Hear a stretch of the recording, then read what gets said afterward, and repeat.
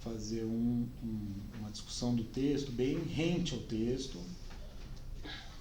Eu fiz uma tradução dos 10 primeiros parágrafos, depois eu coloco lá na pasta, como eu tenho feito. Como vocês devem estar percebendo, eu estou com vontade de traduzir o livro, né?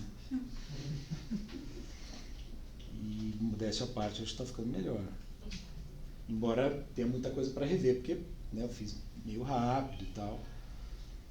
Agora mesmo a gente pegou umas coisas que eu tinha pulado. Bom, vamos lá então. Hoje é o parágrafo 31, né? Seção 31, capítulo 5. O ser aí como compreensão, o Dasein como compreensão. Então é interessante até vocês irem acompanhando aí pelos outros textos para ver as diferenças de tradução. Só a título ilustrativo. É claro que isso não precisa ser feito no seminário, vocês não precisam traduzir o texto, tá? Isso não é uma exigência. Mas a Isabela, que sabe alemão, se quiser, pode tentar. Não, nesse livro não. Enfim. A disposição, que é a Befindlichkeit, que a gente viu, né, na última aula, que o Fausto traduz por encontrar-se, é uma das, e ele grifa uma, né, o Heidegger, uma das estruturas existenciais em que o ser, do ser aí, se mantém. A compreensão constitui esse ser, o ser do aí, né, co-originariamente com ela. A disposição tem a cada vez a sua compreensão, mesmo que seja apenas para reprimi-la. Tá? Vocês devem lembrar, eu não fiz slide, mas vou usar a lousa. Eu gosto de usar a lousa, né? Eu transferi parte desse meu gosto pela lousa para os slides, mas eu fiz aquela coisa representando a abertura, né? Inclusive, né, a gente mencionou já algumas vezes que o Heidegger fazia alguns desenhos e tal. Enfim, essa ideia de tentar representar graficamente algo que é muito difícil, né, de captar conceitualmente, é interessante. Então a gente está pensando o ser aí, né? Eu tinha colocado aquela ideia, né, então, de que nós somos, né, jogados, isso vai ser muito presente aqui nesse capítulo, né? Então aquela estrutura, nós somos jogados no mundo e somos abertos em várias possibilidades, né? Então vamos pensar aqui o nascimento de um ser no mundo, né? Bom, há uma abertura. E, do ponto de vista do comportamento desse ser aí, possibilidades. Aqui vai ficar muito claro como nós somos constituídos por possibilidades. Essa abertura, a gente, né, na última aula eu fiz aquele slide e tal, a disposição, a Befindlichkeit, seria, né, aquilo que ele falou primeiro. Então seria, né, uma espécie, né, que tem a ver com aquela ideia de humor, né? Então, a disposição é algo absolutamente pré-teórico, pré-conceitual, né, que a gente poderia dizer que já está, por exemplo, presente no bebê quando nasce. Então, cada bebê nasce com uma certa disposição, no sentido de um humor ali no momento, o jeito que cada um vai chorar, sabe? Tem a ver com isso de que ele está falando. Quer dizer, uma coisa pré-teórica, de caráter afetivo, que constitui o modo como a gente se situa no mundo, desde o nascimento até a morte. Esse elemento está presente. A gente poderia até pensar, como eu já sugeri, né, se não tem aí alguma relação, por exemplo, né, com o tema da época, que é o inconsciente. Uma coisa antes da consciência. E agora ele está introduzindo a noção de compreensão como co-originária, ou seja, igualmente originária. Então ela faz parte dessa mesma camada, né, digamos assim, de abertura para o mundo. Né? Então, ao mesmo tempo que nós temos uma disposição de caráter, digamos, afetivo, nós temos uma certa compreensão, claro, né? A compreensão do bebê quando nasce é completamente desarticulada, né? Essa compreensão ela vai, né, ao longo do tempo adquirir uma série de contornos. Mas, no dia a dia, né, como o Heidegger mostra e ele chama atenção para isso, essa compreensão tem, a princípio, um caráter muito mais prático, situacional, que é muito anterior ao teórico. O bebê, né, depois de um tempo, quando ele está lá no berço com seus brinquedos, ele tem ali uma compreensão dos brinquedos, do móvel, daquilo que está em volta dele. Isso é constitutivo do ser aí dele, do existir. A disposição afetiva e um certo nível de compreensão das coisas que estão em volta. É constitutivo do nosso ser aí desde o nascimento. Percebe? Não sei, né, se a gente tentasse estabelecer, mas ele tá, né, como ele diz, é co-originário, então estão juntas nesse nível elementar, né, do nosso ser no mundo. Mas é disso que se trata, né? Então, nos vários exemplos que ele deu, aqui ele se refere muito ao capítulo sobre o mundo, né? Os exemplos que ele deu. Então, o marceneiro na oficina, qualquer um de nós na sua casa, nas relações cotidianas, né? Nós somos disposição e compreensão nesse sentido antes de qualquer elaboração teórica. Esse é o ponto, né? É algo que é mais básico, mais constitutivo do nosso ser aí do que elaborações teóricas. E aqui, né, é interessante, né, foi como eu traduzi, não sei se foi a Márcia ou o Fausto que usou a palavra reprimir também, ou se foi a tradução inglesa que eu usei também como referência, mas essa ideia, né, de que a disposição tem a cada vez. Então, a disposição, essa dimensão que tem a cada vez a compreensão. Dá uma impressão, até pela ordem como elas foram apresentadas no texto, de que a disposição seria, em alguma medida, anterior à compreensão. Né? Por exemplo, é difícil pensar no bebê recém-nascido a compreensão, mas a disposição dá para pensar. Né? É uma apreensão imediata. Mas enfim. Mas é difícil. De todo modo, a disposição tem a compreensão, mesmo que seja para reprimi-la. Então, a gente pode ter, né, uma certa tonalidade afetiva, para usar uma palavra que se refere a estímulo, né, que é aquela outra noção, em que a gente reprime uma determinada compreensão. A gente vê uma coisa da realidade, mas ou tem uma lembrança e reprime. Né? Aqui eu fiz um comentário, como não pensar no inconsciente, né? Como não fazer esse paralelo, né? Embora, claro, o Heidegger esteja se dissociando sempre, mesmo depois da psicanálise, porque ela é muito calcada na subjetividade. Mas há aqui uma ideia, né, de algo fundamentalmente pré-teórico, pré-consciente, ou seja, né, anterior ao que a gente costuma chamar de uma coisa que está na consciência, né, da qual a gente tem consciência. E essa ideia de reprimi-la, né, que é a ideia de reprimir, de recalque, repressão, tá, é muito forte na psicanálise, por isso que eu fiz um paralelo. Bom, então, dessas duas primeiras frases, né, dá para pensar em um monte de coisa. Né? Seguindo no texto, a compreensão é sempre, né, que eu coloquei, uma tradução experimental também, né, isso aqui eu não vou publicar, não tenho, mas a compreensão é sempre humorada, porque a gente usou humor para Stimmung, e aqui é Gestimmtes. Então, humorada, afinada, sintonizada, não sei se a Márcia usou sintonizada, né? Mas tem a palavra humorada, né? Bem-humorado e mal-humorado. Então, me parecia interessante usar humorada. A compreensão é sempre humorada, ou seja, sempre tem algum humor junto com a compreensão. De tristeza, de alegria, do que quer que seja.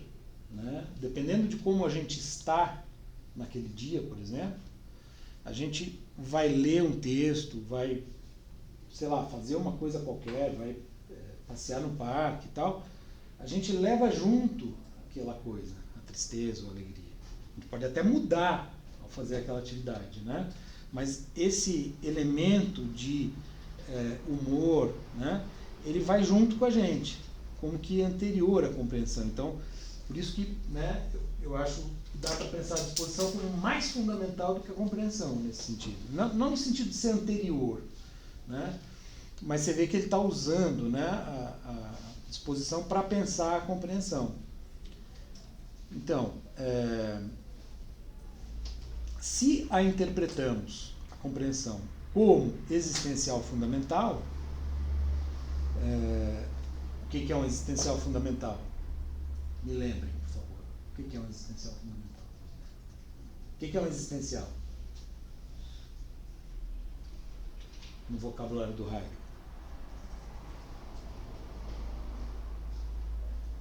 Ele se contrapõe à noção de categoria, que é própria da tradição metafísica.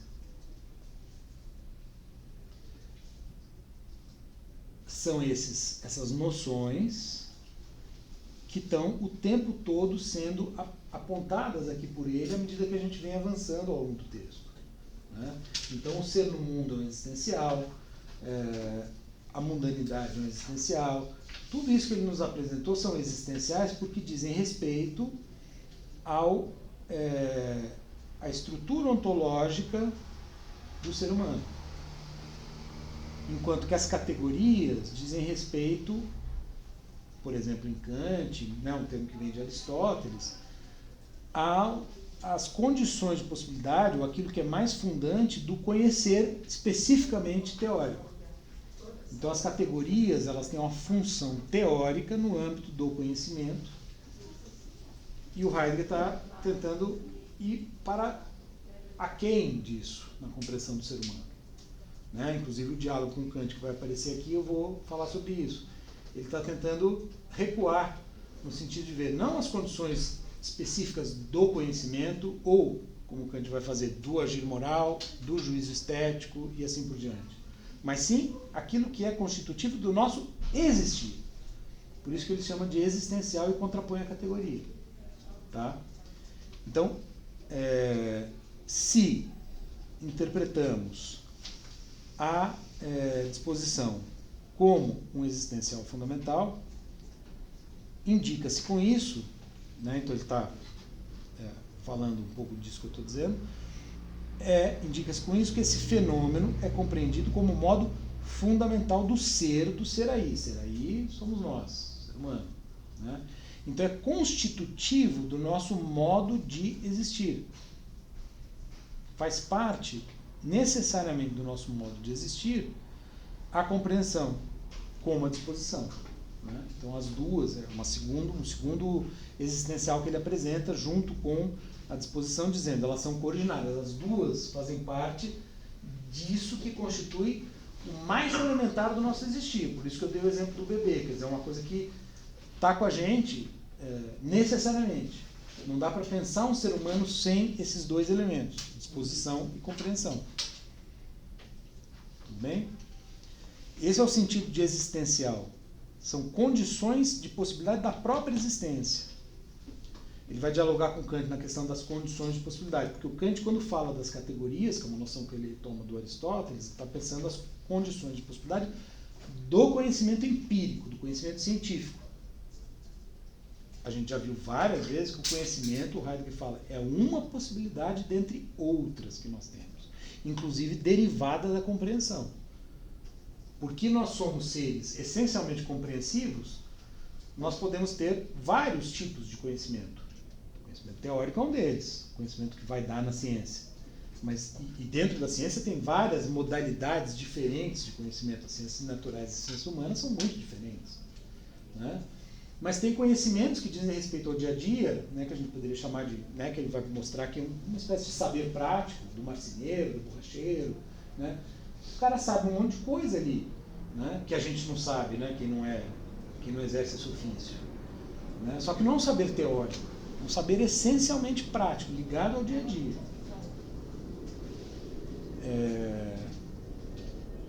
Então, porque nós temos essa natureza, nós somos capazes de elaborar depois um conhecimento científico. Esse é o sentido da frase, né? Então, se é existencial, é modo fundamental do ser aí, ou seja, né, do nosso existir. Ser aí somos nós. Tá? o ser aí é existindo o seu aí. Né? Então isso é uma coisa que a gente viu também, né, no último slide. Aqui ele está pensando o quê? Né? Isso aqui é aquele, né, eu fiz vários desenhos e tal, é o ser aí, somos nós. Nós temos nós somos jogados no mundo, né? Eu estou usando sempre o nascimento para ilustrar isso, para facilitar um pouco a compreensão. Então nós somos jogados no mundo. E aí, o que é constitutivo, né? O mais básico, nós somos aí. Então, esse aí é o quê? É o que está à nossa volta. Né? Nós somos isso. Isso é constitutivo da gente. Não dá para pensar a gente sem o nosso aí. Porque a gente está sempre em algum aí. Então, agora, por exemplo, né, a sala de aula ela é constitutiva do meu ser aí. Né? Do nosso ser aí. Todos nós que estamos aqui. Né? Esse aí, ele está fazendo parte do nosso ser. Não dá para pensar um ser humano sem um aí. Né? Então, essa ideia de falar, o ser aí é o seu próprio aí. Né? Quer dizer, isso nos constitui. O bebê no berço, o móvel ali balançando na frente dele e tal, isso constitui o bebê. Ele não é só aquele corpo ali do berço. O que está em volta dele é constitutivo dele. É isso que o Heidegger está falando. E, assim, né, às vezes parece, bom, do que ele está falando exatamente, né? Por que ele está falando isso? Porque ele está se contrapondo a toda uma tradição de pensamento que identifica no indivíduo interno, né? Então, por exemplo, como é que vai pensar o bebê? Vai pensar aquele indivíduo e o que se passa dentro da cabeça dele. Então, vamos, por exemplo, fazer uma ressonância do cérebro para ver o que tem ali. Mas não é disso que ele está falando. Ele está tentando pensar como se constitui o nosso existir de fato. O nosso existir que não pode ser objeto de ressonância. Não é isso. Não dá para pensar o nosso existir sem o que está em volta da gente. Nós estamos conectados, por isso a expressão ser no mundo, nós estamos conectados com o que está à nossa volta. Com isso ele está, por que ele enfatiza tanto isso? Né? Porque ele está em diálogo com uma tradição que não reconhecia isso. Por isso que às vezes é difícil talvez entender o Heidegger sem pensar nos filósofos contra os quais ele está se contrapondo. A gente viu Descartes, por exemplo, né? O próprio Kant, que ele vai citar aqui, né? A tradição moderna em geral, né? E a tradição de pensamento que se reflete na ciência contemporânea e no nosso senso comum. A gente tem a tendência a pensar o indivíduo sem levar em conta que nós somos a cada vez constituídos pelo nosso contexto. E não dá para isolar uma coisa da outra. A partir da fenomenologia, por exemplo, né, quem, vamos dizer, dá seguimento a esse tipo de pensamento, tem até a partir do Darwin, não sei se vocês já ouviram falar, existe a Daseinsanálise, que é concorrente da psicanálise. Ou seja, uma terapêutica concebida a partir de ser e tempo, basicamente. Né? Esses dias eu estava vendo um livro, né, que é exatamente de uma pessoa que pratica Daseinsanálise há muito tempo, que trata disso. E aí, em que ela se opõe à psicanálise? A psicanálise tenta encontrar todas as causas dos nossos sintomas. Então, por exemplo, né, eu estou sempre infeliz. A psicanálise vai perguntar, bom, o que está aí dentro de você te fazendo infeliz? Vamos pensar no seu passado, na relação que você tinha com o pai, com a mãe, etc. Ou seja, pensando o indivíduo e a sua história para entender o que está se passando dentro do indivíduo. O que a fenomenologia está dizendo? Não dá para fazer isso apenas, pelo menos, né? É preciso levar em conta o contexto em que esse indivíduo está inserido neste momento, aqui e agora, independentemente do passado dele. Porque o contexto pode estar causando o sintoma. O sintoma pode não ser fruto da história de vida. Pode não ser estritamente subjetivo. Pode estar relacionado com a situação que ele está vivendo, concreta, relacional. Percebe? Então, são duas orientações diferentes para a compreensão do indivíduo humano. Uma, tentando pensar aquilo que é interno ao indivíduo. A outra, falando, não dá para pensar só o interno. Porque o indivíduo também é o que está em volta dele. Então é preciso pensar a situação para entender o indivíduo. Não dá para pensar o indivíduo sem a situação. Tá?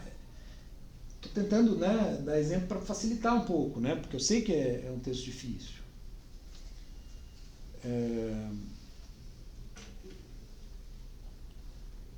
Então, né, esse é o sentido, né, de falar que o aí, né, é constitutivo da gente. E aí as outras compreensões de caráter mais teórico, quando a gente vai elaborar. Então, a gente viu o exemplo do o martelo quebrou. Ou um aparelho ali que você está usando, já na época nossa, né, de computador e tal, quebra um negócio para de funcionar. Às vezes, num primeiro momento, você mesmo tenta consertar. Para consertar, você tenta entender como aquilo funciona, ou seja, você vai para uma perspectiva mais teórica. Se não deu problema, você está usando o computador sem parar para pensar o que é o computador. Só que se dá um problema, você começa, né? Então aí você vai para um certo modo de compreensão. Mas já antes, quando você está usando, você tem uma compreensão daquilo.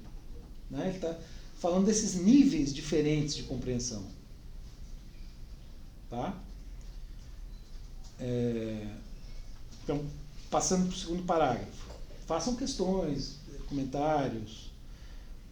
A investigação, ou seja, a investigação feita até aqui, né, já se deparou com essa compreensão originária, sem, no entanto, permitir que ela aflorasse explicitamente entre seus temas. Porque isso que a gente está falando um tanto, quer dizer, já estava no que a gente viu, né? Quando ele falava do mundo, dos instrumentos, por isso que eu dei agora exemplo do instrumento. Né? A gente já viu um pouco disso. A gente já tinha, de certa maneira, entrado nisso, só que ele não tinha tematizado ainda. Isso reforça aquela ideia, né? Que eu mencionei várias vezes, de que ele falou, bom, vamos olhar para o ser aí, vamos entender o seu ser, e é constitutivo desse ser o ser no mundo.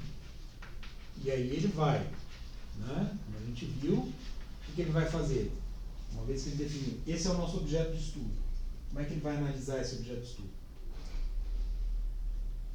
Quais são os no segundo capítulo? No primeiro capítulo ele fala do ser aí, no segundo capítulo ele fala do ser no mundo. Como é que ele vai abordar? A partir daí, ele vai estudar o ser no mundo.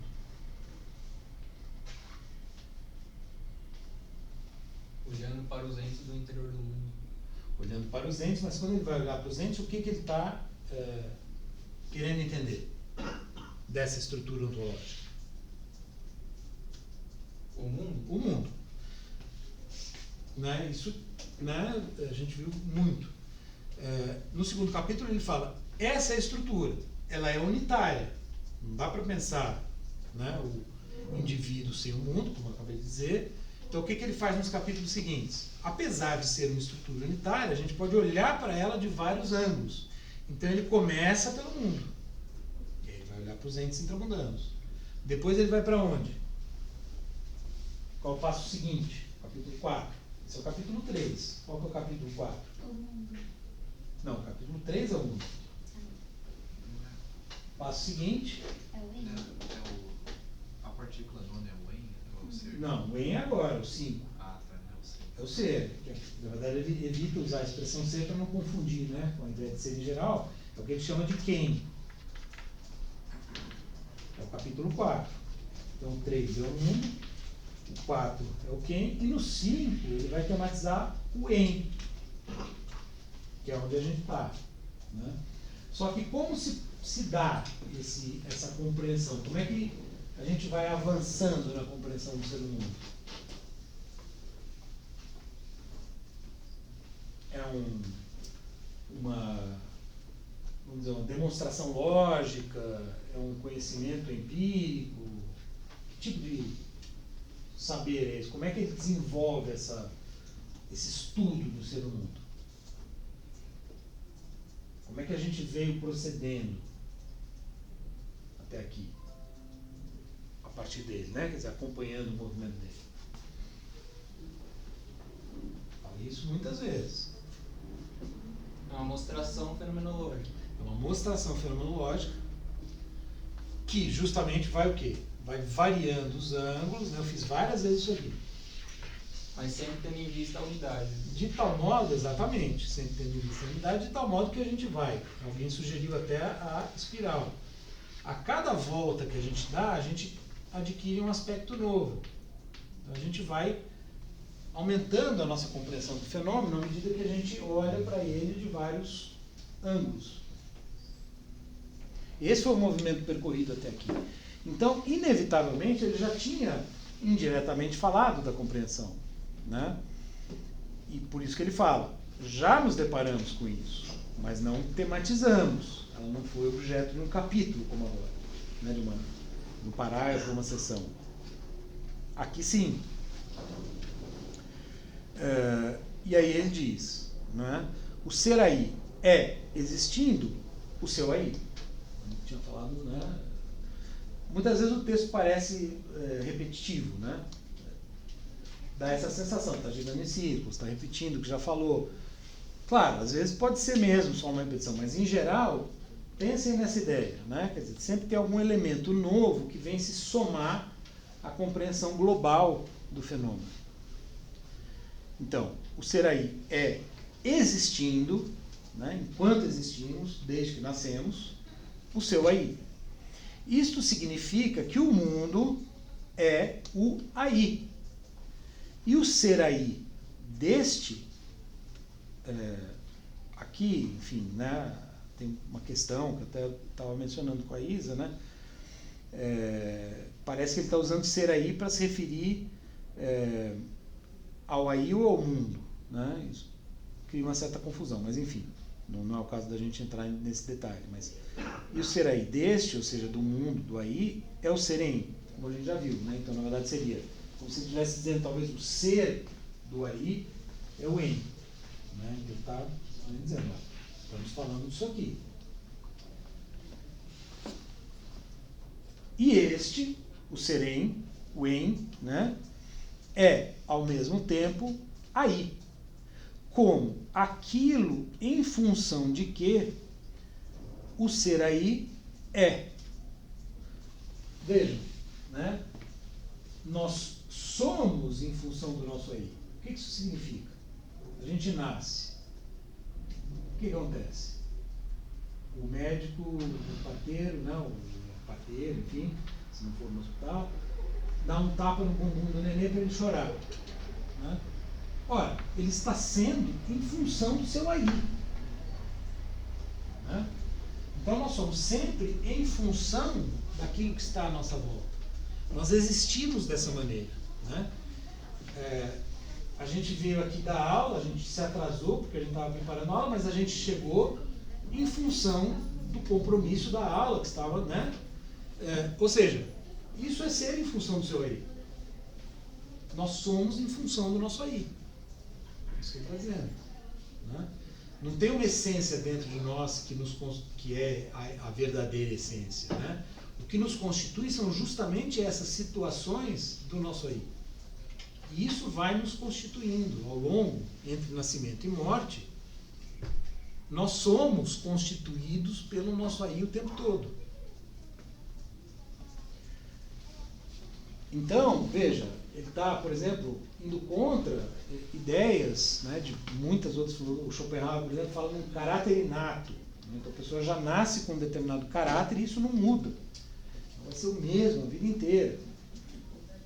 Não, ele está dizendo que nós somos constituídos em função do nosso contexto. Então a gente muda ao longo da vida, porque o nosso contexto muda, o nosso aí muda. Percebe? É uma outra maneira de compreender o ser humano. E aí, em função de que, né, o ser no mundo é aberto enquanto tal, e esta abertura foi denominada compreensão, porque ele já tinha mencionado isso lá no parágrafo 18, ele coloca até uma nota de rodapé chamando a atenção para isso. Né? Então, justamente nisso, né, a gente está chamando aqui nesse em função de, o Fausto traduz dessa maneira, né? Enfim, o Heidegger pega umas expressões e transforma em substantivo. Nós somos abertos. Né? Então, o tapa no bumbum do bebê abre ele para um certo tipo de experiência, né, que evidentemente é nova para ele, né? Só que isso vai ser sempre, né, ao longo da nossa vida. Então, determinadas coisas acontecem, nos causam impactos que nos transformam, né? E isso é o quê? É uma abertura no sentido que está sendo explorado aqui, ou seja, abrem-se possibilidades, significados, né? Então, nós somos abertos por isso. Na compreensão, né, que então nós temos originariamente, quer dizer, a gente nasce com essa, né, a gente tem essa compreensão, ainda que vaga, remota, enfim. A abertura, na compreensão, a abertura da compreensão enquanto abertura do em função de que e da significatividade, aqui uma outra palavra, diz respeito co-originariamente, ou seja, tão originariamente quanto, ao ser no mundo como um todo. De novo, né? Ser no mundo como um todo, como uma unidade. A significatividade é a perspectiva através da qual o mundo enquanto tal se abre, né? Então, o que ele está dizendo, né? Esse em função de que é o nosso aí, abre um espaço, compreensão, disposição, em que vão se dar os significados. A possibilidade significativa, em que vão se dar as possibilidades de significar as coisas, né? Ou seja, isso é anterior à própria linguagem. A gente vai, por exemplo, né, o bebê, antes de conseguir falar, ele já vai conhecendo alguns significados, porque os adultos falam, papai, mamãe, etc, etc. Vai apontando para os objetos, vai dando significados nesse campo aberto do aí, de onde ele está situado. Então vai apontando, vão se criando significados. Significatividade, né, como que a possibilidade de significados, né, a propriedade de ter significados. Então, vão se abrindo significados. Então, o mundo se abre dessa maneira.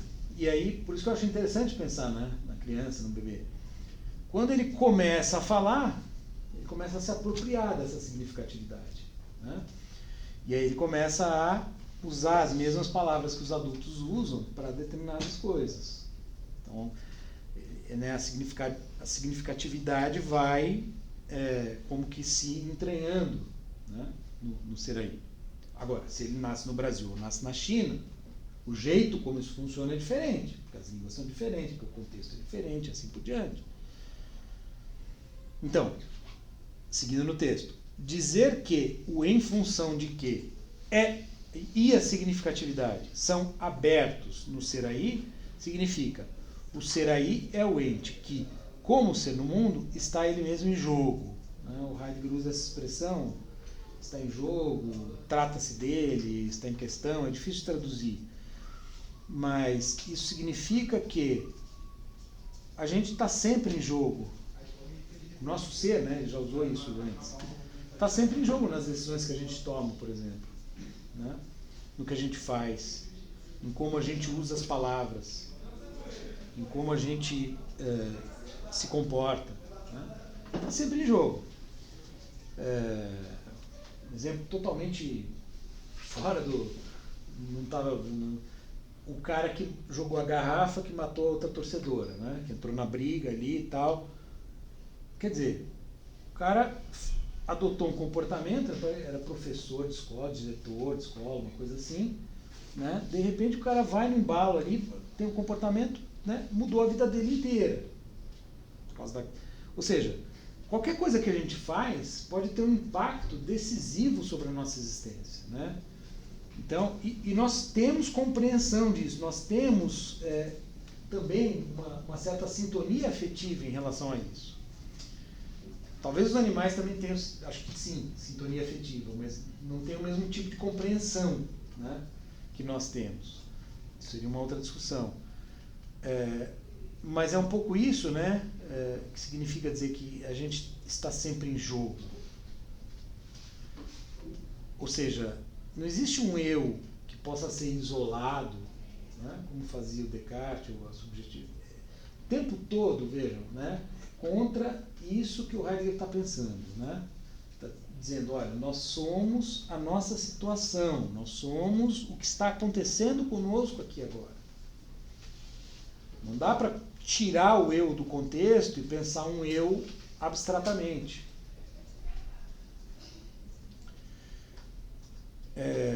Bom, aí no terceiro parágrafo, né, seguindo no texto, ele vai dizer: utilizamos por vezes no discurso ôntico. O que é o ôntico?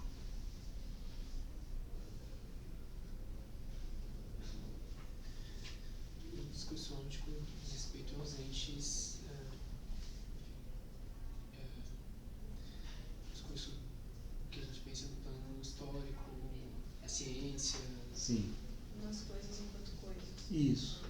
Ou seja, nos entes finitos. O ontológico diz respeito ao ser enquanto tal, né? Então, ou seja, quando ele fala de discurso ôntico, é como se ele estivesse sendo no discurso do dia a dia, no discurso da ciência, no discurso habitual, no discurso que diz respeito ao mundo, forçando um pouco a mão, ao mundo terreno, né? Provocando um pouco. No discurso ôntico, a expressão compreender algo no sentido de saber lidar com alguma coisa, estar à altura dela, poder fazer algo com ela. Ou seja, a gente fala, por exemplo, a gente vai jogar um jogo de tabuleiro, War. Você pergunta para você sabe jogar? A pessoa fala, sei mais ou menos, mas sei. Né? Desse tipo de coisa que ele está falando. Né? Trata-se de um saber, uma compreensão. Você sabe jogar esse jogo? Né? Isso não é um conhecimento teórico. Né? Não é uma sabedoria. É simplesmente saber lidar com aquilo que está posto na frente. Né? Então, você sabe tirar leite de vaca? Né? Eu já tentei, é difícil, eu não me dou muito bem com essas coisas. Né? Mas, tem gente que, né, nunca matei porco. Né? Tem um primo tal que mata porco. Né? Eu não sei matar porco. Ele sabe, é uma compreensão que ele tem. Percebe? Ele compreende aquilo. Ele sabe fazer aquilo. Então, é um saber fazer muito ligado ao contexto, à prática, né? E que é o que está presente no nosso dia a dia. O que se alcança, seguindo no texto, o que se alcança na compreensão enquanto existencial, de novo, né? Uma característica ontológica do ser no mundo, então o que se alcança na compreensão como existencial não é um que, mas o ser enquanto existir. Né? Lembre-se aquilo que eu insisto muito, né? Verbo versus substantivo. Ele está falando de ser, existir, por oposição ao que. Né? O que é o que? Quando a gente pergunta o que é uma coisa, e a gente diz, né? O cachorro é, né, e a gente dá uma definição. Que seria, né, uma definição precisa do cachorro. Não existe definição precisa do cachorro, né, mas a nossa compreensão, o nosso conhecimento tradicional se orienta por esse tipo de pergunta, desde a criação. Né? A gente viu isso já várias vezes. Então, não se trata disso. Não se trata de dar definições. Não é disso que se trata.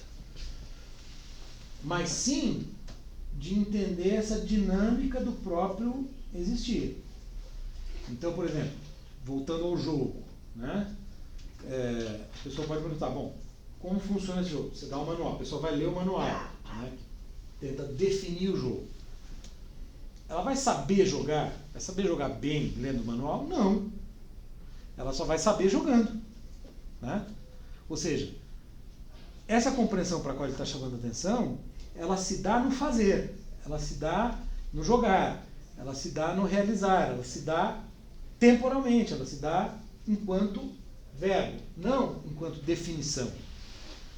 É claro, né, que uma definição pode ajudar, pode ser um critério de orientação, mas o saber mesmo, esse tipo de saber do qual ele está falando, diz respeito a isso, né? A esse saber inscrito no fazer, né, no dia a dia. Tudo bem? Vocês entenderam essa relação entre a compreensão e a possibilidade?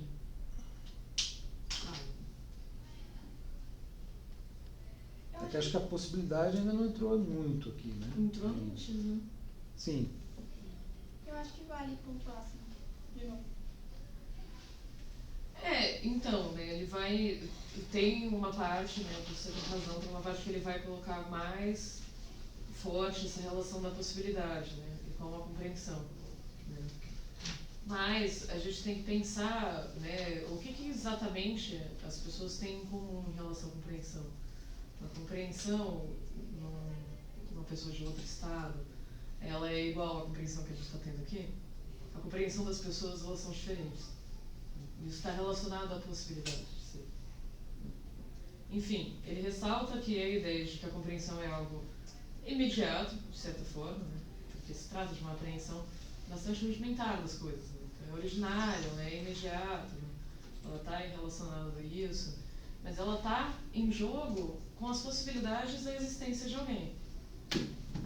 A possibilidade de alguém que existe em São Paulo é muito diferente da possibilidade de existência de alguém que vive no interior do Pará, numa cidade remota ou sem, né, eletricidade. Então a compreensão ela vai se modificando em relação às possibilidades da existência de uma pessoa. Se essa pessoa tem pais com uma certa história ou pais com outras histórias, isso vai afetar diretamente a realidade de possibilidade de compreensão dela. Então o Heidegger ele vai tentar trabalhar com essa relação, porque a compreensão ela é intrusa em relação ao sentido de existência de alguém. A gente está estudando a relação de ser, que de certa forma nos chega através de uma compreensão. Então é necessário entender exatamente o que é isso. Por que ele não trata tematicamente isso antes, né, junto com as relações de cotidiano? Nem eu saberia dizer especificamente. Por que ele demora tanto para tratar desse assunto, né? Vai entrar agora. Mas é fundamental para entender o sentido de ser a gente entender a compreensão. É literalmente a única abertura possível da gente entender o que é ser. Ela está na nossa linguagem, está na nossa compreensão. Se a gente não entende o que é ser, enfim, nada disso aqui faz sentido. Então, é por isso que ele vai voltar a algo que sempre esteve presente. Porque ela é imediata. A gente sempre tem algum tipo de sentido, mesmo que ele não seja totalmente consciente, né? Mas ele se modifica, de certa forma, com as possibilidades da própria existência. Aí ele vai até de uma parte mais para frente falar um pouquinho da faxicidade. Na frase seguinte, ele já fala, né? Ele já entra nisso. Ele fala, logo na seguinte que eu estava lendo, né? Na compreensão reside existencialmente o modo de ser do ser aí como poder ser. O ser aí não é um ente simplesmente dado, como uma pedra, né? Que, de quebra, né? Ou seja, adicionalmente, possuísse também a propriedade de poder algo. Ou seja, né? A nossa diferença em relação à pedra é que a pedra não pode alguma coisa, nós podemos. Então essa é a nossa, né? Não é isso. Nós somos, né? Ele é, na verdade, seguindo o texto, ele é primariamente ser possível. Então a questão da possibilidade, né? É constitutivo do nosso ser, como a Isadora estava dizendo, essas possibilidades. E a compreensão está intimamente relacionada com isso. Desde o bebê, com as possibilidades que ele tem dentro do berço, que são muito limitadas, né? Ele pode balançar uma coisinha ali, né? Até as possibilidades que nós temos de, sei lá, escolher uma profissão, casar ou não casar com alguém, né? Decisões mais, digamos assim, importantes, né? Nós somos essas possibilidades. isso é constitutivo, né, do ser humano. Essa é a ideia. Porque ele fala do poder ser. Ora, esse poder ser, ele é o tempo todo ligado, conectado com essa compreensão no sentido mais elementar, né? Porque faz parte do nosso compreender o tempo todo lidar com possibilidades. A gente compreende em função de junto com as possibilidades, quer dizer, porque justamente aí, né, depois isso vai ser trabalhado no nível da temporalidade, mas o momento seguinte, né, ele faz parte da compreensão. Então, quando o bebê olha para o mobile e tenta pegar não, ele está girando, vamos supor, né, ele está operando com possibilidades. Então, esse ser possível é constitutivo do ser humano, tanto quanto todas as outras notas que foram mencionadas, né? Respondendo à pergunta da Isadora, por que aqui a compreensão? Porque, digamos, ela está mais relacionada ao em, né? A relação do quem com o mundo. Tudo bem que, teoricamente, não tem relação, né? Porque é uma estrutura só, mas... Eu penso... A compreensão ela estaria em tudo, né? Sim, mas já estava, ele falou isso, né? Já estava, sim. só que não estava tematizado. Agora é que ele está trazendo como tema, né?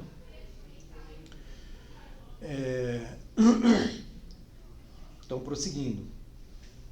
O ser aí é a cada vez aquilo que pode ser e o modo em que é a sua possibilidade. Então, nós somos a cada vez aquilo que podemos ser, né? Eu aqui decido se eu, por exemplo, vou ler a frase seguinte ou vou fazer um comentário antes de ir para a frase seguinte. São duas possibilidades que estão dadas aqui agora, né? E são constitutivas do meu ser aqui, agora. No caso, eu tenho que comentar, né? Como vocês perceberam, mas... É para isso que ele está chamando a atenção. Falando em possibilidades, eu lembrei da questão da lista, né? Que eu tenho aqui ela impressa, vou passar para vocês em vez de uma folha de caderno.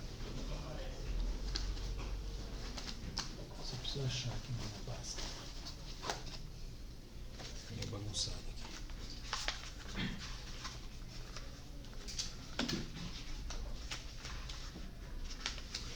Eita. Não, eu tinha trazido, mas... Bom, então, se alguém puder passar uma folha de caderno, por favor. Eu tenho uma pergunta. Essa possibilidade, por exemplo, né, ninguém imaginava, né, que nesse momento eu ia lembrar da lista, levantar, não achar a lista e pedir para...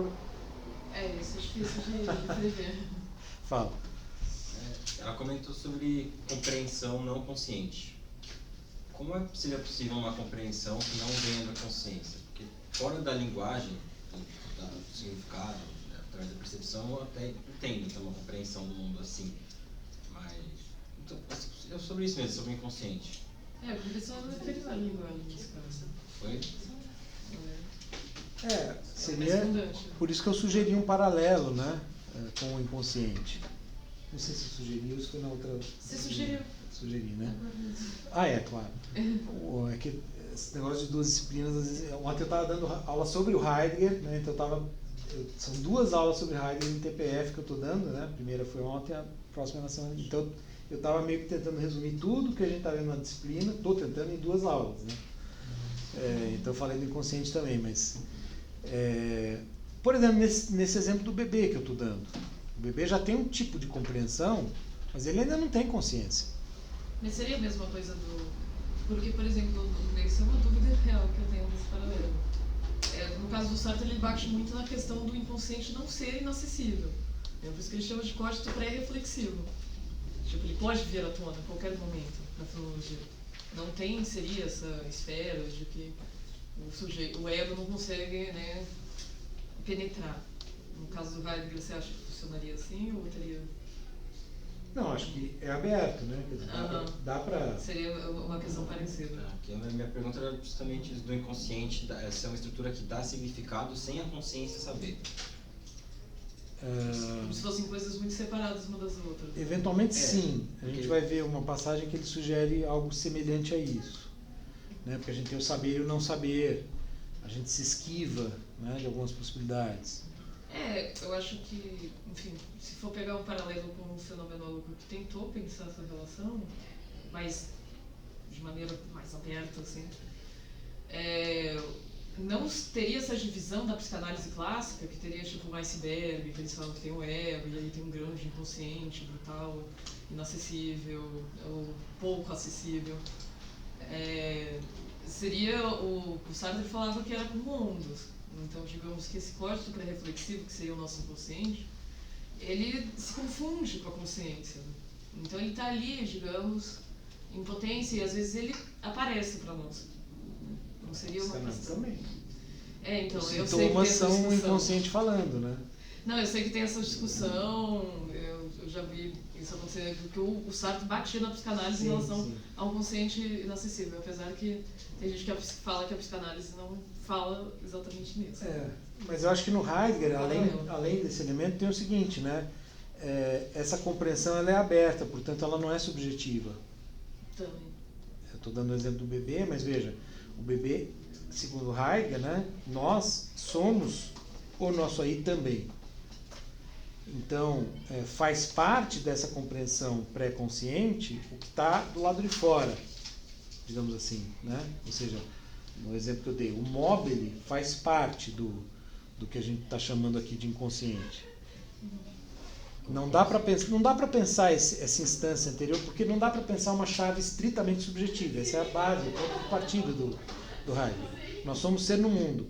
Então não dá para separar um do outro, não dá para separar a subjetividade do mundo. Então, aquilo que está à nossa volta nos constitui. Mas por que seria inconsciente? No Não, sentido é de- pré-teórico, né? não é verbalizado. Mas o Heidegger não usa essa expressão pré-consciente ou inconsciente. Não. A gente que sugeriu o paralelo. Ele já chegou até a discutir sobre psicanálise, mas um texto muito... No seminário de Zônico, por exemplo, né, ele critica a psicanálise, mas ele não falou isso. A gente que sugeriu o paralelo. É que seria uma nova maneira de pensar nesse âmbito, né, que poderia ser chamado de consciente. Tipo, certas análises, existe uma escola sartreana de psicologia que faz clínica. E existe uma escola heideggeriana de psicologia que faz clínica. Das análises, né? E aí a escola sartreana, não sei o nome dela, mas ela existe. Abordagens fenomenológicas na psicologia tem, né? E Várias. aí elas pensam em maneiras de explicar essa parte do que a gente chama de inconsciente de um outro modo. Né? Como é que se daria esse modo? Ele está calcado numa relação de sexualidade necessariamente, como estava muito calcado em Freud, por exemplo? Não. Né? Normalmente as abordagens fenomenológicas e cientalistas não vão fazer esse imperativo de necessidade tão forte. Né? O Freud tinha com a sexualidade. Né? Enfim, é uma outra maneira, mas de pensar nesse conhecimento imediato que não passa por um pensamento, sabe? Quando a gente está sentindo uma coisa, a gente não fala, nossa, estou sentindo tal coisa. É de maneira imediata. A gente sente, certo? Esse sentimento que vem de maneira imediata para você, também vem com uma compreensão daquele sentimento. Tipo, a consciência de ter consciência, né? Sim, mas você não tematiza, você vive sem tematizar. O Sartre vai gostar bastante Mas tem uma compreensão ali. com isso. Tem a consciência e tem a consciência de ter consciência. O Husserl também joga um pouco com esse tipo de consciência. Mas você tem essa apreensão. Que no Heidegger seria esse elemento do teorizar, né? Quer dizer, quando você passa por uma abordagem mais teórica. Talvez um exemplo interessante nisso que vocês acham que é interessante, mas o fazer artístico, por exemplo, quando você está criando um objeto de arte, você não está necessariamente no controle da acontecendo ali, sabe? Você está enfim, você está criando um campo ali. Não, a minha avó, ela é artista, né? Enfim, tem um pessoal da filosofia que estuda arte, então sabe a relação de forma e conteúdo. Enfim, pelo que eu vejo da minha avó e os amigos dela, nada disso passa pela cabeça deles. Nossa, a questão da forma e do conteúdo, de como que eu vou transgredir Enfim, mal se sabe ali, né, enquanto se faz a obra de arte, o que significa de fato aquela obra para ela mesma. Né? Sim. Não saber o que É a faz diferença entre o existência. artista e o crítico de arte, É. o escritor e o crítico literário, né? O escritor, o crítico literário vai falar, olha, ele estava fazendo isso, mas às vezes o escritor não estava pensando nada disso, né? Mas aconteceu na obra. O crítico literário lê fenomenologicamente a obra literária e vê o que aconteceu, de um ângulo diferente do próprio autor, né? Mas nesse fazer, né, não tem uma teorização. O exemplo que eu dei do jogo, né? Você joga, você sabe jogar sem ter necessariamente a teoria, sem ter lido o manual. Você pode até ler o manual, como eu disse, né, mas não necessariamente. Você pode aprender a jogar, aprender a nadar, por exemplo, né? Você não consegue aprender a nadar sem nadar. Não adianta alguém falar para você, olha, nada-se assim. Você não vai saber nadar se você pular na piscina, só com base na instrução teórica, né? Você aprende nadando. É esse tipo de coisa, né, que ele está falando. Esse tipo de saber. Como pré-teórico. Não necessariamente pré-consciente, porque ele não trabalha com a noção de consciência. É pré-teórico, é pré-abstrato, quer dizer, não tem uma teorização em cima. Certo. Tá? Bom, voltando então aqui para o texto, né? Onde você estava mesmo? Eu estava aqui no meio do terceiro, né? O ser, a gente parou para falar das possibilidades. O ser possível essencial do ser aí diz respeito aos modos caracterizados, né? Ou seja, caracterizados antes, do ocupar-se com o mundo, do preocupar-se com os outros e, em tudo isso, o permanente poder ser para si mesmo em função de si. Né? Ou seja, a relação com os objetos, a relação com os outros seres humanos e a relação consigo próprio. Né? Que ele está falando das três coisas como sendo constitutivas das nossas possibilidades.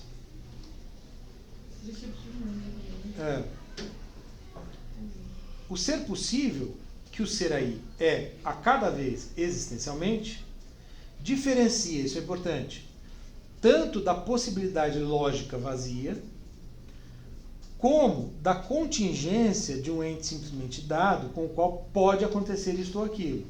Né? Então, se a gente fala, bom, a pedra, se amanhã fizer sol, ela vai ficar mais quente. Se não fizer sol, ela não vai. São coisas que podem acontecer com a pedra. Isso é a contingência. Na lógica, né? As possibilidades são possibilidades abstratas. Né? Então, S é P. Né? O que vai ser o S e o que vai ser o P? Né? Isso está indeterminado. Né? Talvez o exemplo não seja bom, mas enfim, não está me ocorrendo outro agora. Mundos possíveis? Você pode pensar em mundos possíveis do ponto de vista lógico. Né? Diferentes situações possíveis abstratamente falando. Né? Não é disso que se trata. As nossas possibilidades, elas são dadas concretamente. O que ela tinha falado antes, quer dizer, depende do seu mundo. Né? O mundo do brasileiro do século XXI é diferente do mundo do chinês do século XV. Então as possibilidades são diferentes. Do ponto de vista lógico, as possibilidades são... Qualquer possibilidade pode ser cogitada. Então não é disso que se trata. Né? A gente não está situado num plano lógico abstrato pensando em quaisquer possíveis. Né? E também não é a possibilidade de acontecer alguma coisa com a pedra ou qualquer outro ente intramundano. Né? É algo que é constitutivo do nosso modo de viver. Porque a gente vive em função dessas possibilidades. Em função do futuro. Né? Que vai depois ser tematizado, quer dizer. A gente está sempre em função das possibilidades. Né? O bebê está ali no berço, começa a mexer mais violentamente no móvel, porque ele sabe que se ele fizer isso, a mãe vem dar mamar para ele, vem amamentá-lo. Né? Ora, né, ele já está operando aí com uma possibilidade. Percebe? Então é absolutamente constitutivo do ser humano.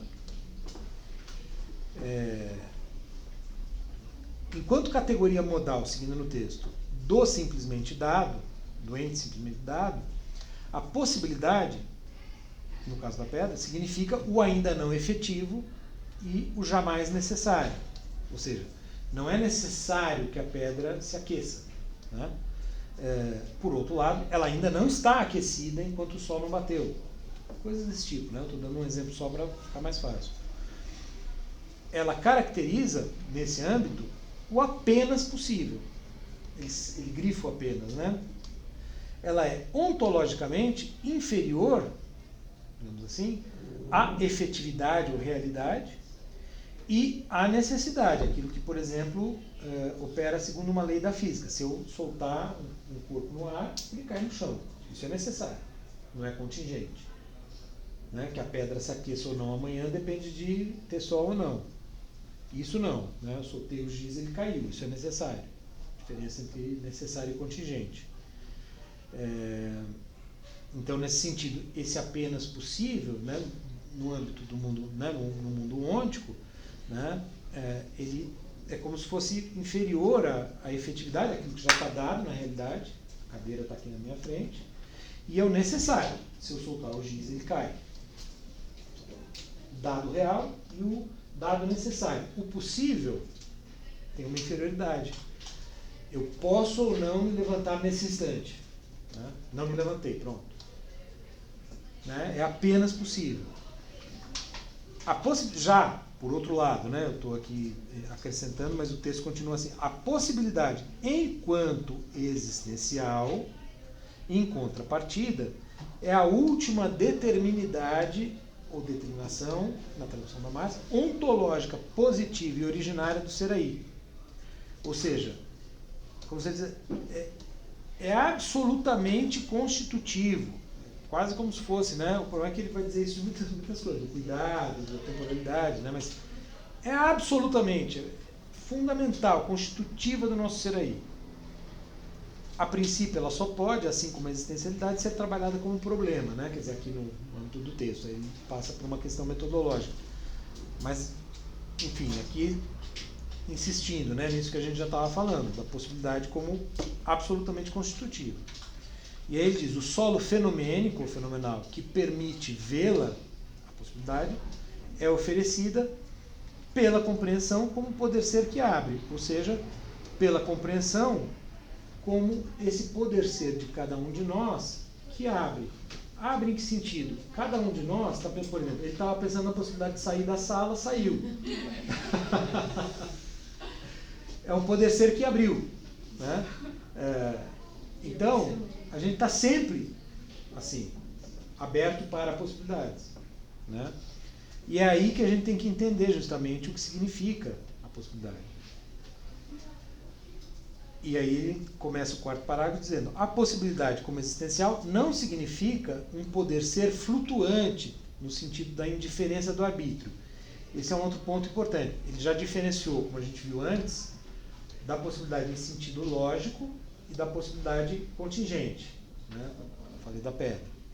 Aqui ele está dizendo, também não é a indiferença do arbítrio. Né? Ou seja, o exemplo que eu dei não foi bom, porque ali ele saiu por uma questão arbitrária, ele decidiu sair, né? Mas nunca é totalmente... É porque assim, né, inclusive o existencialismo ele é muito acusado disso, né? As pessoas falam, você falou que então o ser humano pode fazer o que ele quiser. Não, não é isso, né? Eu não posso sair voando aqui. Se eu cair, se eu sair dessa janela, eu vou morrer. Não, a gente está num andar muito baixo para isso. Você vai se arrebentar, mas não vai morrer. Mas, enfim, não tem um arbítrio absoluto, né? Existe aí uma questão que o Heidegger chama de situação. Então, as possibilidades elas estão de acordo em jogo de uma situação. Né? Muito provavelmente, nenhuma das pessoas dessas salas aqui vai virar um milionário. Mesmo se a gente trabalhar... Talvez alguém já seja. Vixe, eu não sei, né? Talvez seja um entre nós. Mas, muito provavelmente, se a gente, mesmo que a gente vivesse 300 anos e trabalhasse todos os dias, a gente não ia virar um milionário. As questões estão em relação ao jogo de sua situação. A situação da Taylor Swift é diferente da nossa, provavelmente. Então, mas se acusa muito. Né? Se acusa muito o existencialismo em geral, principalmente do Sartre, mas em outros também, de o existencialismo ser a mesma coisa tipo de um self-made man, né? Eu posso ser o que eu quiser. É só querer que você consegue, né? Aquela coisa da só querer você consegue. Tudo é possível. Existencialismo não é autoajuda. Mas, exato, né? Foi bom o exemplo que você deu. Enquanto, continuando no texto, né? Enquanto essencialmente disposto, no sentido da disposição, né? Befindliches, encontrável, né? Na tradução do Fausto, o ser aí já está a cada vez inserido em determinadas possibilidades. Como o poder ser que ele é, já deixou algumas passarem, renuncia constantemente a outras, assume ou recusa a possibilidade do seu ser. Né? Claro, a gente sabe muito bem as que a gente já deixou passar, né? Muitas delas a gente se arrepende. Putz, podia ter feito aquilo naquele momento. Já passaram, não voltam mais. Né? Quando a gente toma uma decisão, a gente renuncia a algo. O colega que saiu renunciou a ficar na sala para ver o final da aula. Se bem que ele vai ter a possibilidade de ver em vídeo. Né? Enfim. E a gente está sempre fazendo isso. Né? Assumindo uma e ao assumir uma, recusando outra. Né? Quando a gente vai por esse caminho, a gente deixa de ir por aquele. Então isso é absolutamente constitutivo. Isto significa, porém, que o ser aí é um ser possível, entregue à sua própria responsabilidade. Né? Aqui entra um elemento marcante que é próprio do existencialismo, né? E, enfim, a tradução aqui não sei se é ideal, mas tem esse elemento. Né? Cada um de nós está entregue à sua responsabilidade. Nesse sentido, cada um de nós vai decidir. Por exemplo, se eu levanto para pegar a lista naquele momento que eu levantei, ou o colega na hora que decidiu sair. Cada um é responsável, né, pelo seu poder ser. Ainda que a gente possa compreender esse poder ser, por exemplo, na chave do impessoal, né, que a gente já viu, e pensar, bom, ele só fez isso porque todo mundo faz isso, por exemplo. Né? Então ele foi influenciado pelos outros. Mas aí todo mundo seria responsável. Oi? Aí todos seriam responsáveis. Não, mas todos são responsáveis. O que eu quero dizer é que, ao compreender, analisando de um ponto de vista de observador, ou seja, já de um ponto de vista teórico, a gente poderia pensar, né? Ele só agiu assim porque parará. Né? Mas ele tomou a decisão. Sim. Então, né, esse momento é um momento de responsabilidade, que é vivido como tal. Né? Por mais que, né, como eu estava dizendo, pode ter várias causas e tal, mas esse momento vivido em primeira pessoa de tomar uma decisão, né, ele é inalienável, ele é de cada um. Por mais que a gente peça conselhos para tomar decisões, por exemplo. Né, mas no fim das contas, né, a gente é responsável. É incessantemente, o ser aí, uma possibilidade jogada. Né? Ou seja, nós somos, né, volta essa ideia do jogado, né? Nós somos jogados no mundo com um monte de possibilidades. Né? Tipo, alguém... A Edith Stein, ela provoca o Heidegger, né? Ela faz a crítica do ser e tempo, dizendo como é que a gente pode ser jogado se ninguém jogou. Porque ela quer provar, né, que foi Deus. Mas, enfim, fomos jogados. Sei lá por quem, né? Não pedimos para ser jogados, não pedimos para nascer, né? Mas fomos jogados, e fomos jogados nessa porcaria de um monte de possibilidades que a gente tem que tomar decisões difíceis pra caramba. Né? Essa é a nossa vida. Fala. Olhando mais assim do lado social, quando a gente fala de possibilidades no capitalismo, você, uma pessoa, uma Taylor Swift da vida, tem mais possibilidades do que uma pessoa que não tem muito dinheiro. Então é possível fazer assim, esse paralelo de o Heidegger falando de possibilidade, mas a gente inserido nesse sistema que é desigual, que é igual a gente falando em São Paulo, tem condições diferentes de outros lugares. Claro, por isso que ela deu esse exemplo.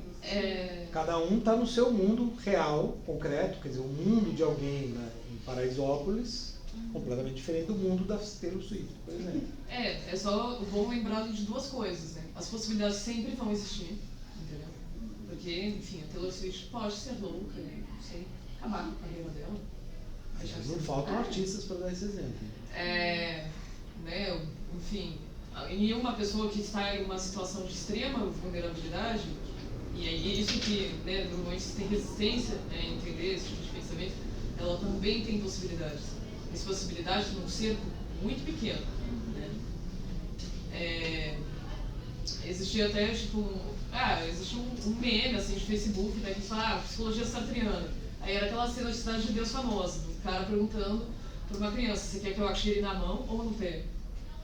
E aí, tipo, né, o meu companheiro que estuda Sartre falou, mas é exatamente isso a filosofia do Sartre. É exatamente isso. Mesmo que essa seja a sua possibilidade, ela ainda é uma possibilidade.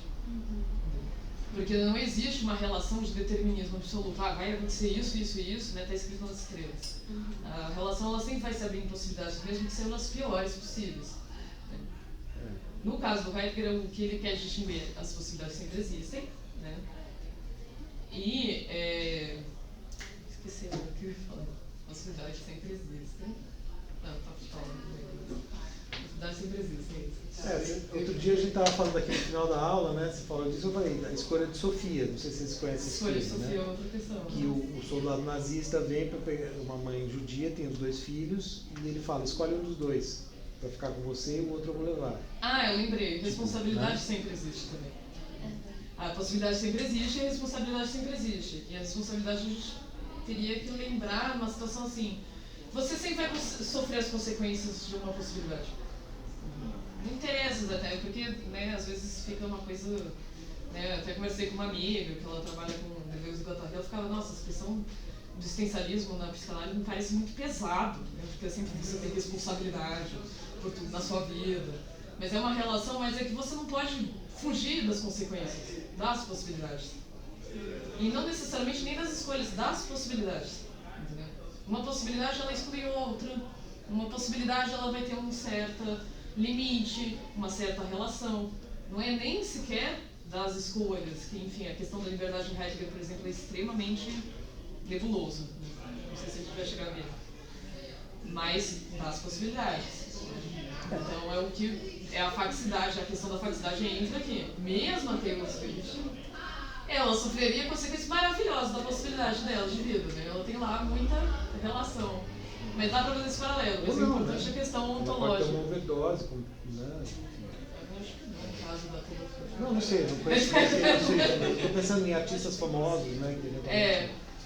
Mas assim, sempre vai ter uma resposta do mundo em relação a uma possibilidade, entendeu? Tipo, sei lá, o artista não tem privacidade.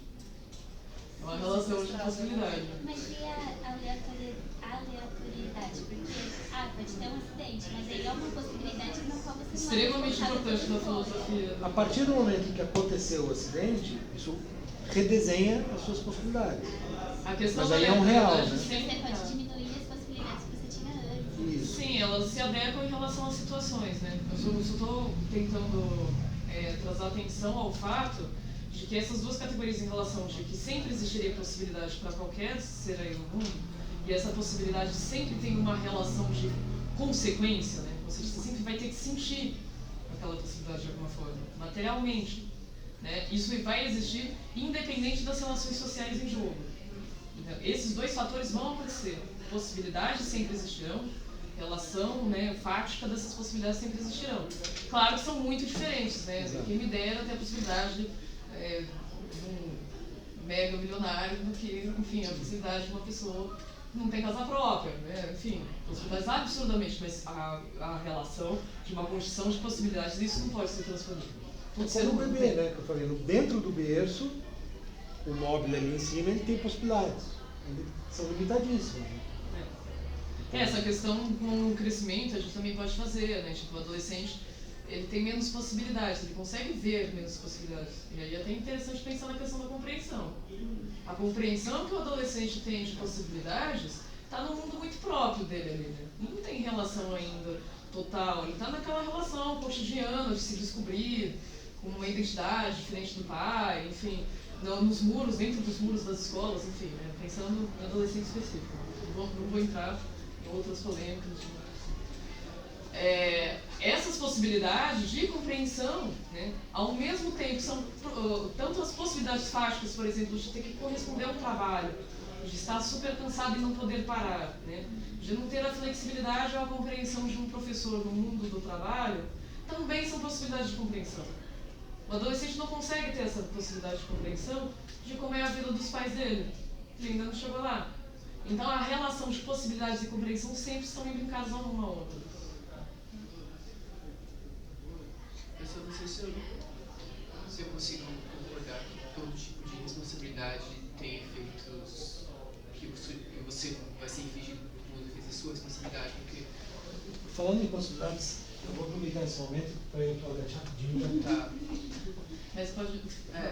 Porque, por exemplo, se a gente for pensar em termos de relações desiguais, relação de classe desiguais, por exemplo, você pode ter uma região no mundo que está conseguindo manter um estilo de vida às custas de um outro lugar no mundo. Com certeza. Onde a responsabilidade dele tem responsabilidade sobre isso, mas quem sofre os efeitos dessa responsabilidade não é ele, é outra pessoa. É que assim, ó, em relação ao Heidegger especificamente, né, obviamente que o Sartre vai beber bastante disso e vai fazer uma obra bastante polêmica em relação a isso. Mas em relação ao Heidegger, essa questão da responsabilidade se dá ao peso da vida. Não se trata relação, tipo, moral, engajada, necessariamente. Pelo menos isso não fica tão explícito na obra dele. Entendeu? Então não tem, assim, o mesmo nível de responsabilidade que o primeiro mundo tem ao desastre do planeta, não é o mesmo que o terceiro mundo tem. Não é, entendeu? Mas, assim, todos eles sentem de alguma forma, positiva ou negativamente, essas escolhas. Entendeu? De maneira material, de maneira concreta, isso se dá, né? Então, por exemplo, a Europa, no Mediterrâneo, eu vi, né, ontem no jornal, eles estão passando pelo horror do aquecimento global. É uma relação concreta de possibilidades, né, que foram estabelecidos num continente que praticamente acabou com toda a vegetação deles. Não dá para fugir disso, né? Existe uma relação imediata da concretude em relação a essas possibilidades. Eles se industrializaram super cedo. Nós estávamos no Brasil colônia, no segundo reinado, quando eles estavam industrializados. E essa relação de possibilidades aconteceu, querendo ou não. Mas não no sentido moral, assim, sabe? Quem é o responsável por isso aqui? Pode ser que a gente pode discutir um pouco em relação a isso ao impessoal, porque realmente é um livro, mas o próprio impessoal é uma coisa onde todo mundo é responsável e ao mesmo tempo não é. O impessoal é uma relação de muitos sujeitos. Né? Mas assim, tudo bem, aí o Sartre vai transformar em outra coisa, que é muito mais polêmico na obra dele, nesse sentido. Mas essa questão fica um pouco escondida aqui em Ser e Tempo, porque ele não necessariamente está tratando de temas éticos e morais, mas ele está tratando de uma relação de peso no mundo, no sentido de que você vai sentir o peso dessa possibilidade, não é nenhuma escolha.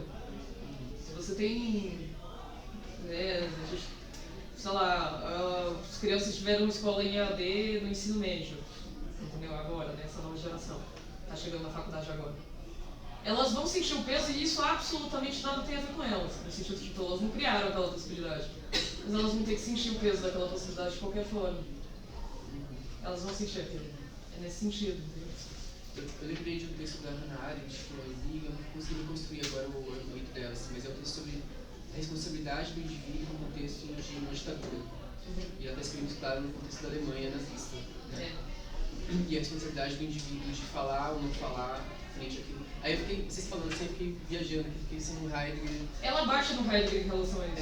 Eu fiquei pensando na ideia de a relação de esse nexo entre possibilidade e responsabilidade do Heidegger, da Alemanha nazista. Ela bate, porque ela tem até um sentido de amor ao mundo. Amor ao mundo. Ela acha que o Heidegger não prestou atenção a coisas fundamentais da sociedade democrática, como construção de um mundo. Ele fala de destruição. Ele fala de morte e não fala de nascimento. Ela vai fazer, de certa forma, uma filosofia que vai se contrapor a negatividade da filosofia dele. Né? Então ela vai prestar atenção de, enfim, que interesse que a gente tem para construir uma sociedade coletiva. Coisas que o Heidegger, obviamente, não vai pensar aqui.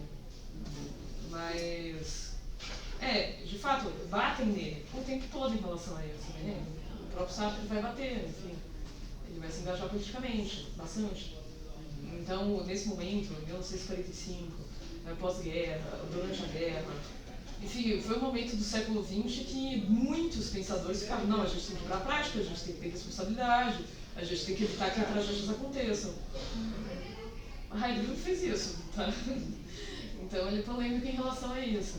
Vão ter muitas críticas. No caso não foi possibilidade, foi necessidade. Da responsabilidade. Oi? Isso não exime ele da responsabilidade. Não, eu acredito que não exime ele de responsabilidade nenhuma, ele tem muita responsabilidade pelo que aconteceu, assim.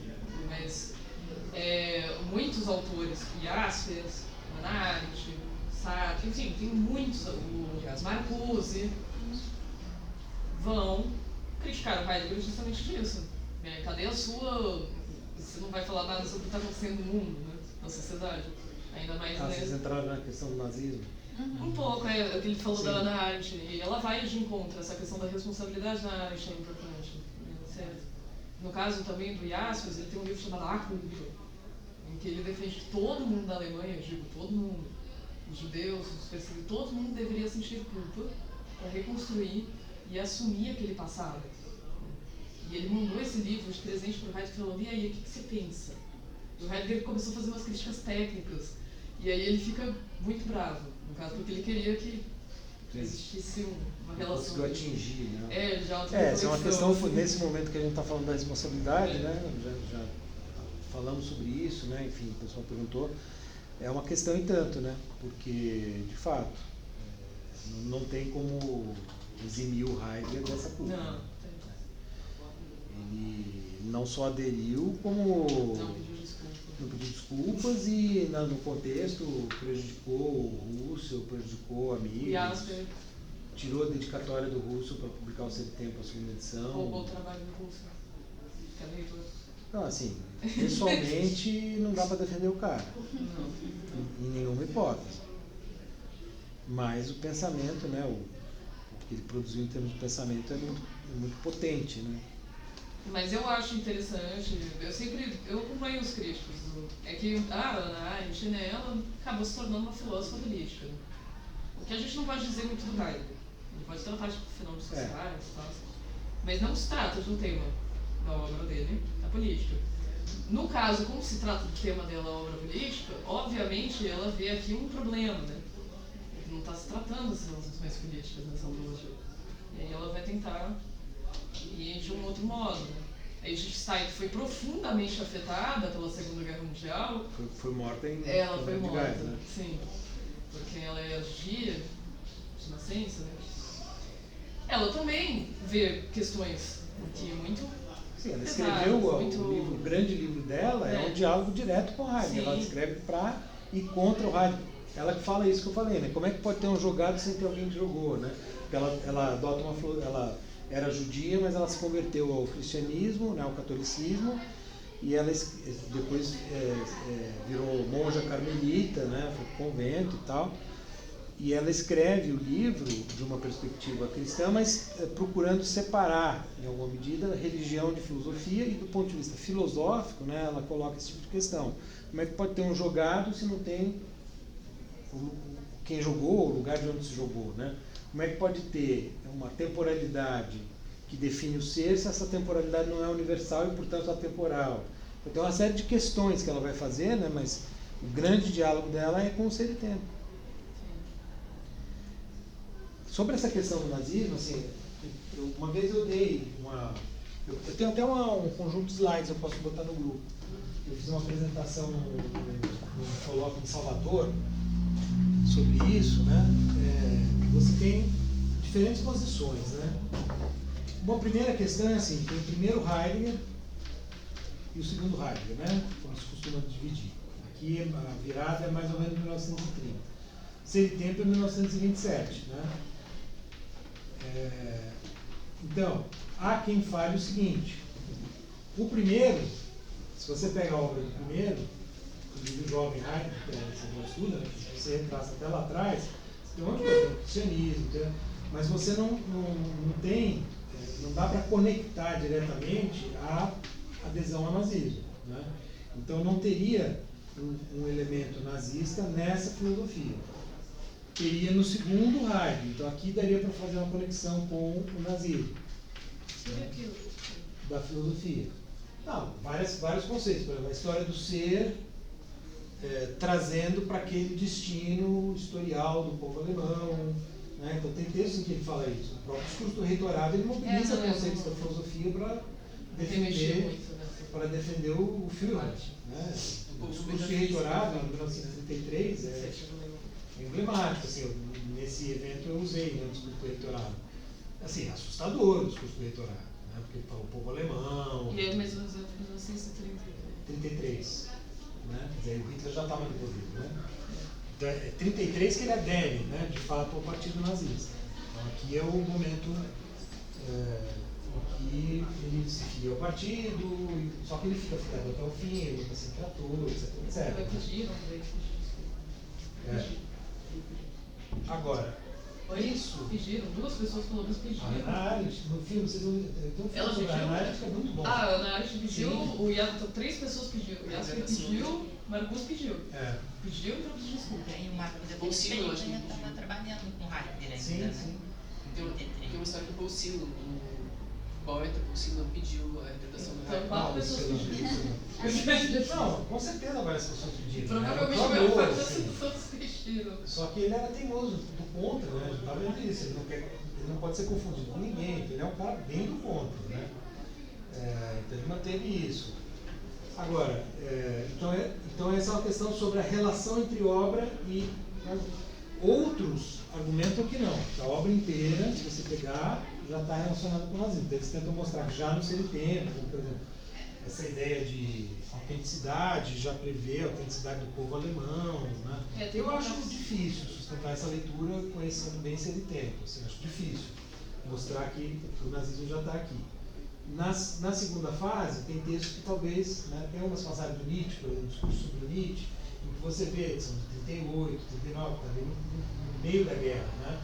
Ele fala do futuro de uma maneira que você sente, assim, bem caráter. Não, eu não mexo muito nesse raio. Você não conhece também. Eu já li passagens assim que ele está claramente Então, mas pensando...